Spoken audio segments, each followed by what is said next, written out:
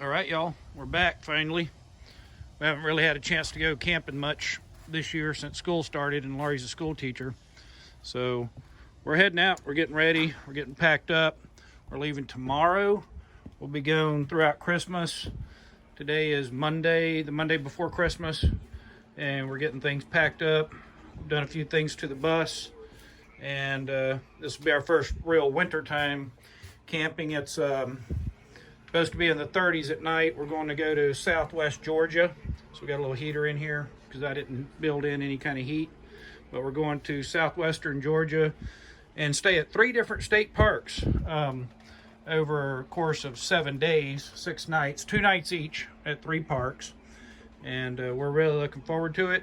We're going to do a bunch of cooking. I'm going to video a lot of that. We got some cool recipes we're going to do. And just kind of check out these parks, see if they're places we would want to go in the summer, or if they're no-goes. And we'll give a report on each.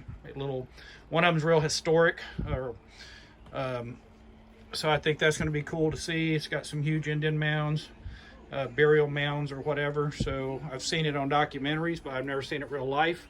So we're going to go check that out. So stay tuned, enjoy the video. We're going to probably do this in 3 different segments. A segment for each state park, and the cooking that we do at each place will be in the bus during Christmas Day. So looking forward to this, and we'll start the video now. Enjoy. All right, y'all, we're on our way now. It's a little after 10 o'clock, December 21st. We're headed to Bingham State Park in South Central Georgia. Got Laurie driving the bus. She's a professional bus driver, and I'm bringing my truck so we can bring the canoe and some firewood. It's only about 180 miles. We will lose an hour because we're going from Central Time to Eastern Time Zone. So if we see anything cool along the way to look at, we'll bring you back. If not, we'll start filming when we get there, see what it looks like. Supposed to be kind of drizzly and cold for the next 24 hours, and then getting colder for a day or 2. So not looking forward to cold weather, but at least we're out doing something. All right, so here's the excitement. I don't know, we made about 70 miles and one of our rear brakes did not release. I don't know if that's been the whole trip or not, but it started smoking and I could smell it because I was behind the bus in the truck. Saw the smoke. It was this one, and that little arm that releases the brake was stuck. I've got it moving now. I hit it with a hammer, but we're about 4 miles from a place that can fix things like this, but we think maybe that was just it won't do it again thing, so we're going to find out. So we'll see how it works out. We're back on the road now. Broke up to get gas and then found me a gasoline station dog. Hey doggy. Hey doggy. We're gonna get to know each other because this pump runs at like 0 miles an hour. Hey doggy. Ah, you pretty doggy. Alright. Alright, here we are. Bingham State Park, Georgia. There's the rig. She's waiting on me. We're going to get checked in. Today is a dreary, drab day. It's almost 4:30 here. It's the shortest day of the year, so it's going to get dark real quick. We'll bring you back, tell you about the excitement as soon as we get checked in and set up.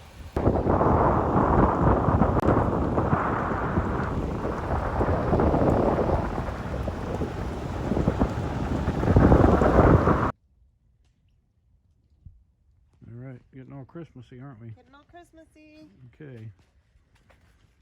So here's our campsite. This is so far what I've seen, this campground is super, super clean. I've not seen one speck of trash. It's a little bit wet in our particular campsite, but these gravel pads are good. But anyway, so here's what happened when we left home.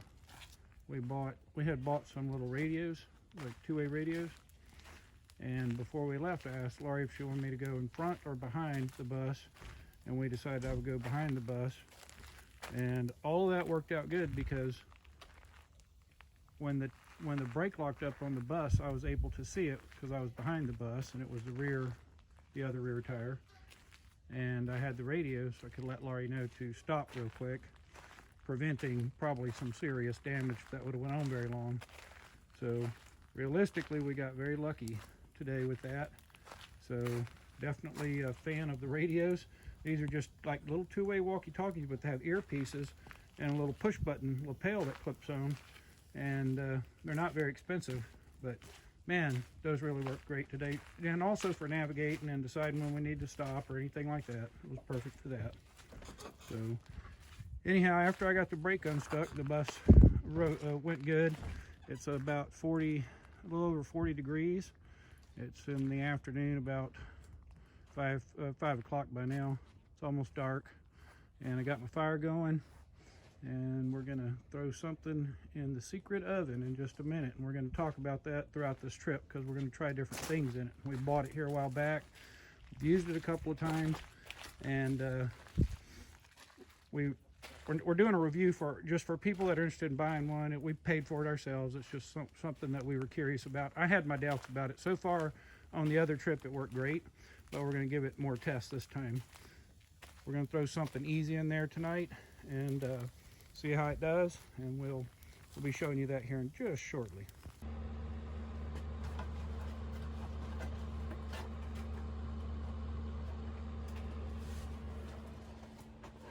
Bandit, are you happy that you're out camping with us? Oh, he needs some loving. You need some loving? All right, so here's one thing that we're going to be highlighting quite a bit during this next few videos on this trip in Georgia is the Camp Chef stove oven. This has a 2-burner stove on top, which we're not going to use for this particular cook. We'll use it at some other point. But when we bought this, I had been looking at them for a while, and Laurie wanted to get one, and I was pretty skeptical about an oven that runs on it just runs on one of those little propane bottles, you know, about how reliable and accurate it was going to be. So we've taken it on a trip, which we did not do a video of, but Laurie's going to tell you what she cooked in it and what we thought about it, because I personally was pleasantly surprised, and I haven't asked her opinion, but we're going to find out. So tell us what we cooked, or what you cooked last time in it, and what you think about it. So on our last trip, I did pigs in a blanket, just crescent rolls with sausages, and it cooked those just fine. We did discover that the temperature isn't quite, it measured the temperature just in the back where the probe is. So we discovered that cooking them longer, you know, kind of made a bigger difference. They were better. The next morning I made cinnamon rolls, and we adjusted for what we had found out the night before, and they were great. Excellent. Yeah, those they were were awesome. Excellent. Yeah. So tonight we're gonna cook. We're going simple tonight, okay? Because we just got here. It's been a long day, and so we're going with this. And what is that? It's a cheesy chicken and rice casserole. We actually like these. Yeah. So. And John had discovered, going by the dimensions of the oven, I thought our regular pans would fit in there. They don't, but John found this one, which is a 12 by 9. It fits absolutely perfectly. A regular cake pan will not fit in there, even if you read if you read their recommended sizes, that opening may be that size, but the pan actually will not fit in there. Yeah, it'll take a 9 by 12, but the 9 by 12 pans that we have little handles on them. Yeah, if it has any additional overlap, so that didn't work. But anyway, that's a nice heavy pan. Yeah. it's extremely heavy. Pretty solid. Yeah. I could knock John out with this. No, don't do that. So. He's too nice of a guy. Anyway, I know him. So we're gonna heat the oven up and pop this in, and we'll show you how it comes out. All right. So we got the oven lit. It takes them a little bit of time to preheat, so you have to plan for that if you're on a time schedule. This particular thing requires 375 for like 60 minutes or something. So we're probably going to, from our previous experience, get the oven up to around 400 because I think that probe that reads the temperature is kind of up in the cabinet there, and so that's not really telling you what the temperature is lower down. Okay, it rises. And so we're going to do that and possibly cook it a little bit longer, but we can obviously check on it. But Right. So just giving you some advice from what we've learned so far, and if we're wrong today and this is different, we'll know that here shortly. Okay, so we're at 400. We're going to put this baby in there, and in what, 65 minutes? 65 minutes. 65 minutes, we'll be ready. All right, so we put this on for the 65 minutes. I just flipped it around. This was in the back, but if you see what was in the front, it's not as done. We're going to give it a few more minutes. It's been running a little bit hotter than what we had expected, but or at least on the temperature gauge. So we're going to buy a different, separate temperature gauge tomorrow and try that. But it needs a little more back there, which was in the front, so it seems like the heat is in the back. So we're going to give it another, what, 5-10 minutes? Yeah. And we'll see what happens. I'm recording. Okay, so it's been probably 65 minutes. We flipped it around like I showed you all ago, and that sucker's done. The cheese wasn't on there correctly anyway, so we're just going to laugh about that. But it's done. You can see how it browned a little bit. And now we're going to eat.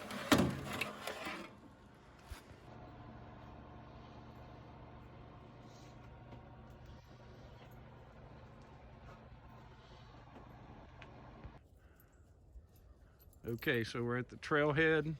We're at Bingham State Park. And there's a few trails. We're going to try to get over here to this red little river trail. Supposed to have some boardwalks and kind of be along the swampier area, and then up we'll come back on the birding trail, and that's more in the upland area. But that's the extent of their trails, which you can bike or hike them. And then there's also a paddling trail in the it's called the Little River, which we may do if it warms up a little bit more here in a minute. But that's the outline of the park. This is the information booth at the trailhead. So hopefully we're going to see some otters or something cool. So if we do, we'll film that.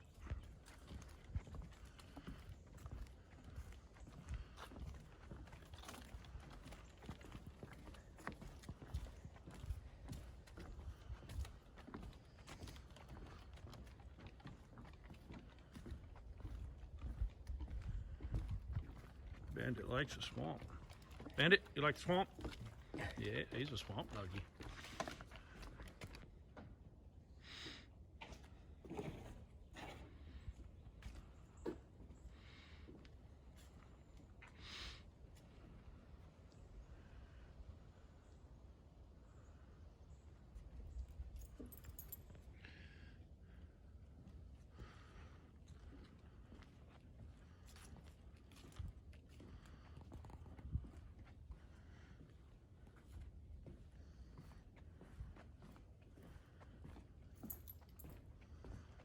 So Scenic Overlook, the little river, which the park has dammed up further down that way. There's a dam which creates a small lake.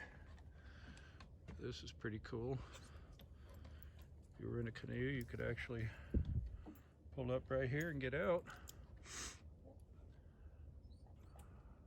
Typical southeastern swampland.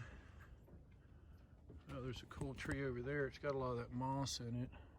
That's kind of neat. Water lilies.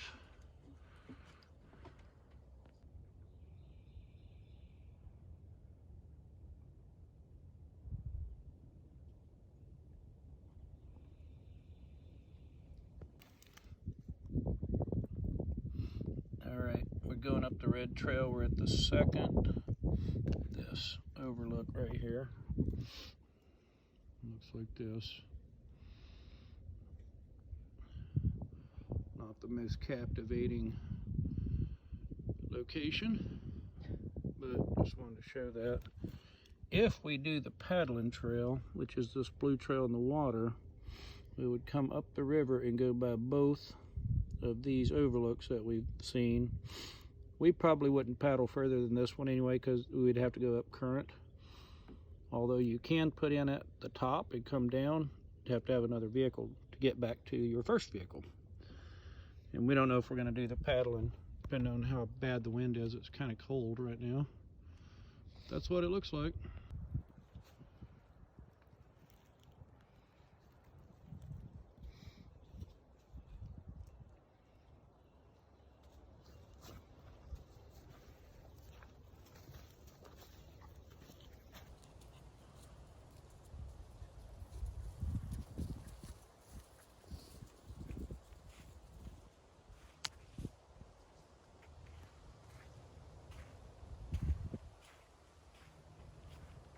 We just came to the end of the little river trail.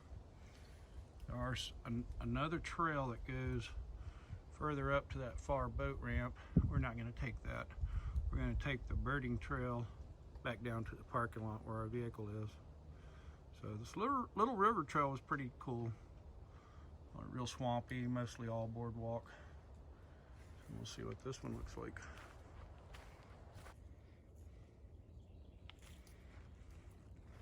That area is closed, yet there's a trail going up into it. Very tempting. It looks like there's a hill over there. We can't figure out what it is. But it's closed, so we'll never know. All right, they said this trail has towering southern magnolias. This sucker here is full grown. Look at that. I bet that thing is 60 feet tall.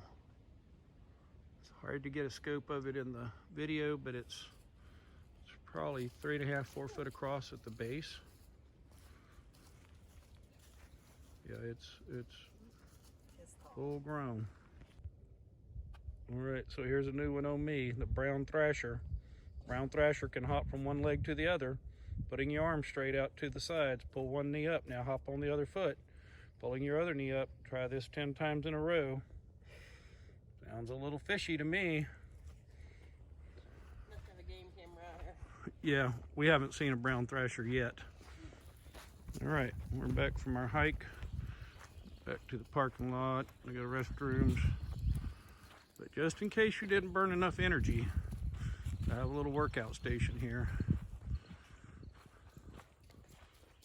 We're kind of not really near the actual campground, so that's kind of odd, but there you go. So that concludes our hiking. Probably going to jump in the canoe and do the canoe trail next. All right, sun is out. It's warmed up some. There's the canoe. We're going to paddle around these islands. The paddling trail goes between these two islands, goes up the river there. This park has a lot of, it's really clean. It's got a lot of things, like you can rent these kayaks. There's a little fishing pier there. Back behind these trees, there's a big area with sand, like a swimming area in the summer. A lot of parking there. It looks like it'd be a great place to come here in the summer. And it's got huge like group pavilions. They probably hold 150 people. They're huge. But anyway, we're going to jump in the canoe, paddle around here for a little bit, and we'll see what it looks like.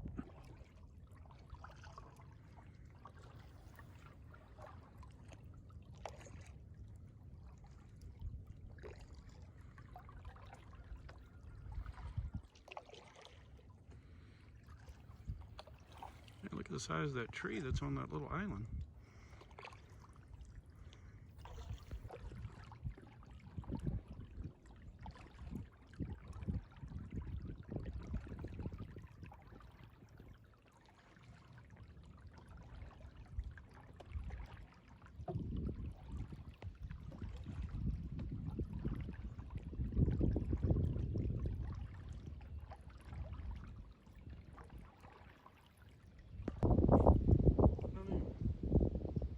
Birdie.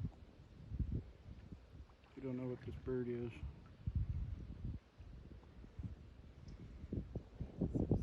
He's very still. I think that other one was a crane. We don't know what this one is. It's white.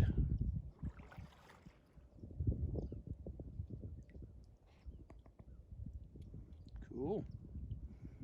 Kind of a pretty little island here. I think I'm zoomed up too much, it's jerky. Okay, we're going on up the river. Look at these trees covered in moss. I think they're cattails. Something else. Right back in there, there's one of those white birds. See him in the marsh right there. Check out these trees though. This paddle is really crazy. We're just getting started and it's just beautiful. Nobody out on the water today too because it's too cold.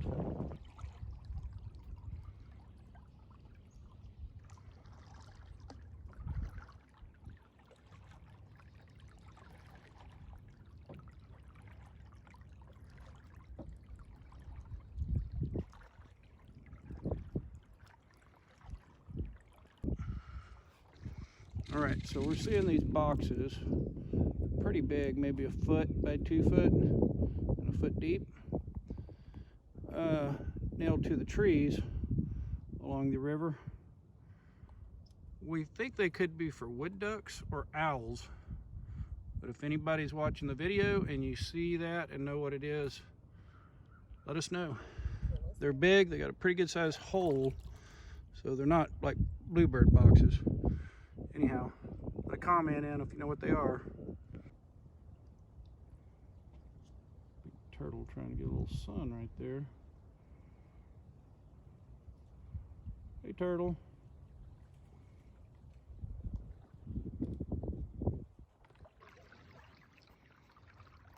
The decisions you have to make in here are crazy because everything looks like where you're supposed to go. There's an opening there, but there's the boardwalk, so we're heading over to that. That's that first overlook that we had on that trail. All right, y'all, we're almost back to the parking lot. We didn't see anything particularly cool coming back that we hadn't already videoed. So we're gonna load our canoe, head into Moultrie, Georgia. It's about 20 miles from here. And it looks like they have a pretty cool light show. So we'll be filming that some tonight and take you along for whatever else we do. So we'll be back shortly. Okay, so we're in Moultrie, Georgia. Like the little downtown square. Just like any typical southeastern town, it has a road that goes around all 4 corners of the center of town, and it has a big, what'd you say that was? Courthouse? I believe it's. Yeah, if it's not, it was at some point. Big overgrown buildings, but they're going to turn all these lights on above these streets here in a little while. We're not sure exactly when, but we're going to stay here for that because that should be cool. Checked out an antique store, but it's a little bit pricey and really didn't have anything good in there. So we're going to walk around and see what else we can find. Apparently Santa Claus doesn't use a sleigh anymore. Maybe here in Georgia, reindeer are scared. That's pretty cool.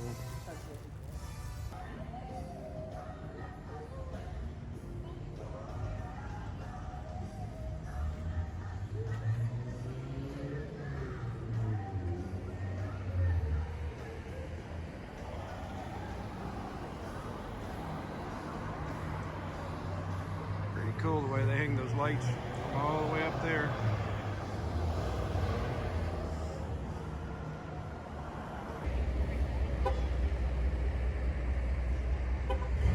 Cool.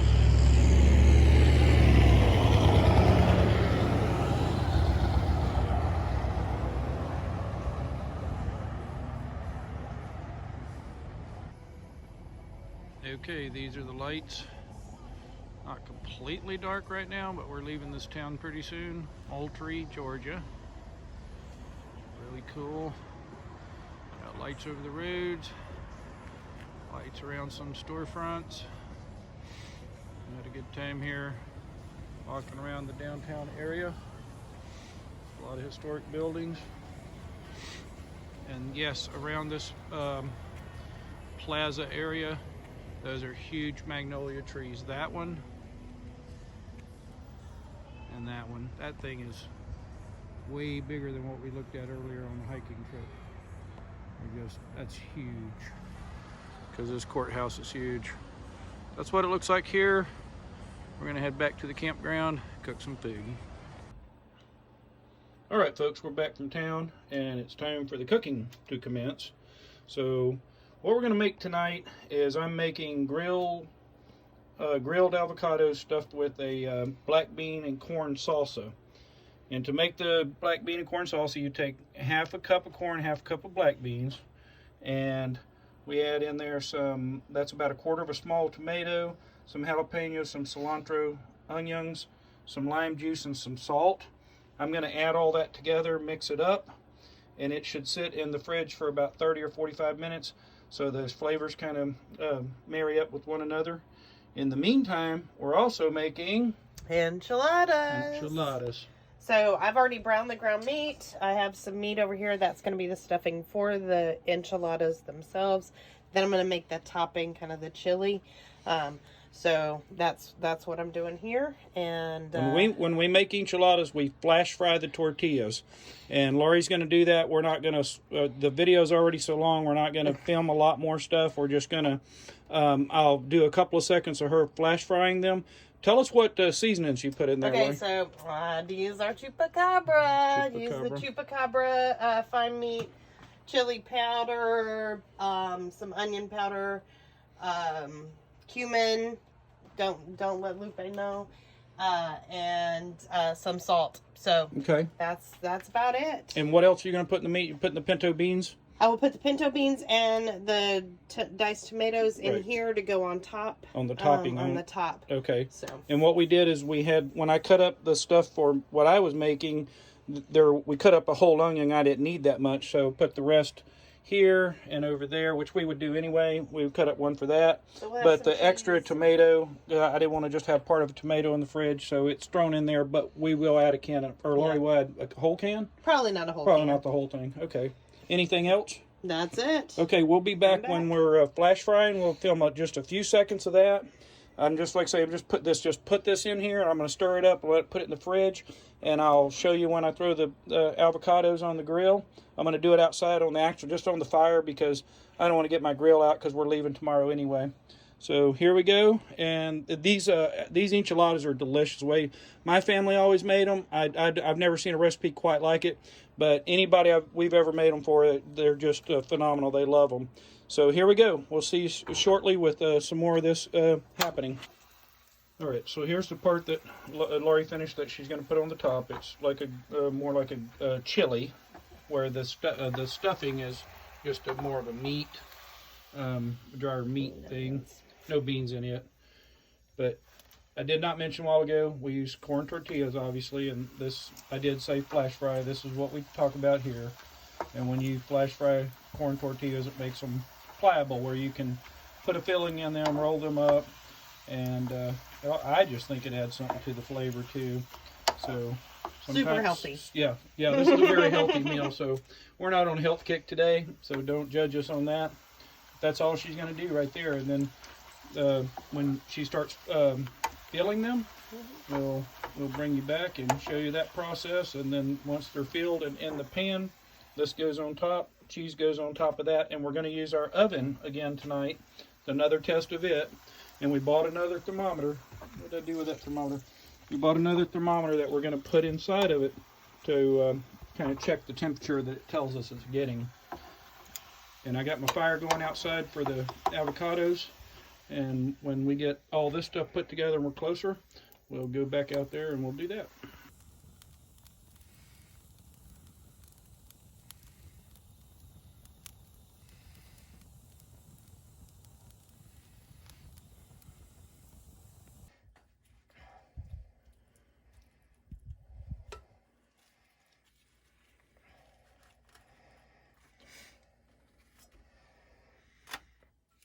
Hot.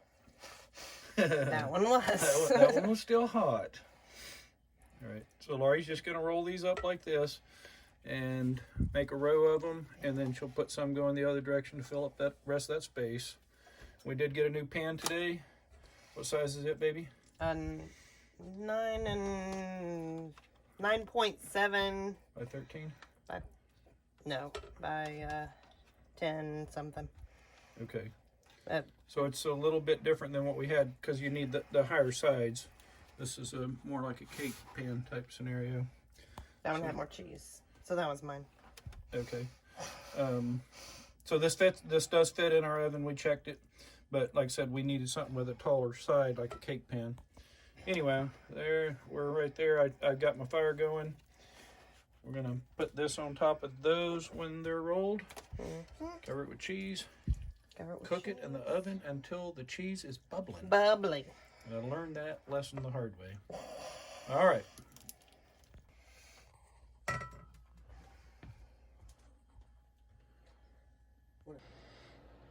All right, since we had discussed this earlier, we're going to show you the built-in thermometer is at, we figure that's around 460.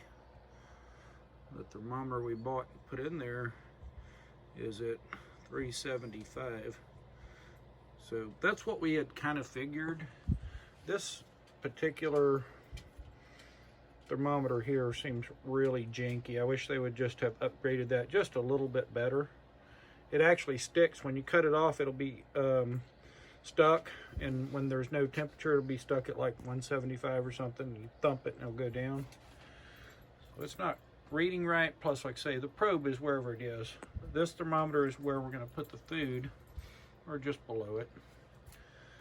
So that confirms that the thermometer basically sucks. Otherwise, I think the oven is great.